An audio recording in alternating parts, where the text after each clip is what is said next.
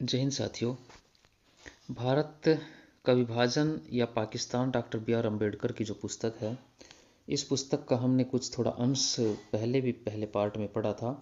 हम उसी को आगे कंटिन्यू करते हुए पेज नंबर 39 पर जाने का प्रयास करते हैं, जहां ये स्पष्ट दिया हुआ है कि जो विदेशी आक्रमणकारी थे, मुस्लिम आक्रांता थे, जो अलग अलग स्थानों से आए, अलग अलग वंशों से थे, आपस में एक दूसरे के विरोधी दुश्मन होते हुए भी उनका अंतिम उद्देश्य हिंदू धर्म का विनाश था।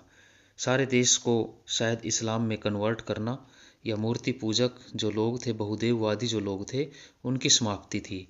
क्योंकि ये आज जो कुछ विशेष लोग हैं वो इस चीज़ पर बहुत ध्यान दे रहे हैं कि डॉक्टर अंबेडकर का बार बार वो जिक्र करते हैं, संविधान का जिक्र करते हैं, डॉक्टर अंबेडकर की बातों को कोट करते हैं। तो ये डॉक्टर अंबेडकर की लिखी हुई पुस्तक है, जो डॉक्टर अंबेडकर ने अलग अलग सोर्स से उठाकर अपनी इस पुस्तक में कहीं रिसर्च करके, सोच समझ कर, पढ़ लिख कर कहीं उस पर यहाँ लिखा हुआ है, पाकिस्तान या भारत का विभाजन।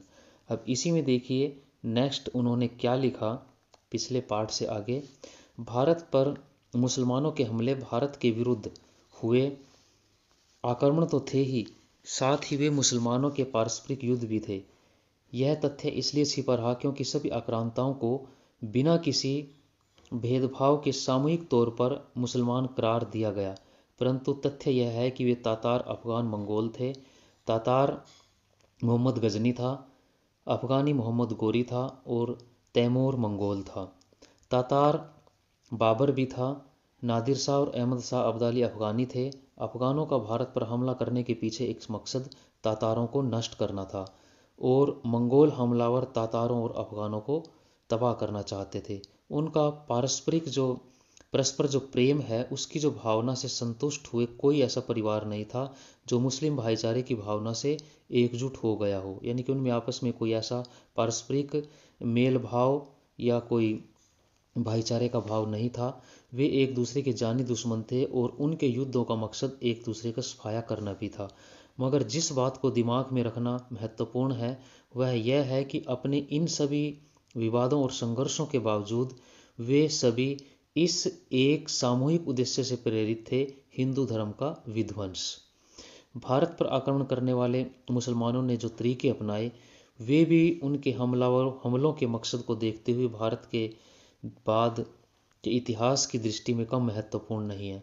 मोहम्मद बिन कासिम ने मजहबी जोश के साथ जो पहला कार्य किया वह था देवल नगर पर अधिकार कर लेने के बाद वहां के ब्राह्मणों का खतना कराना।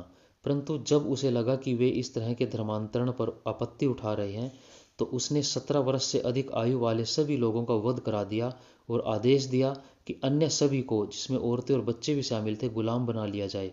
हिंदुओं के मंदिरों को लूटा जाए और लूट की इस प्रचुर संपदा के 5वें हिस्से को अलग करके, जो कि सरकार का कानूनी हिस्सा था, शेष सारी संपदा सैनिकों में बराबर बांट दी जाए।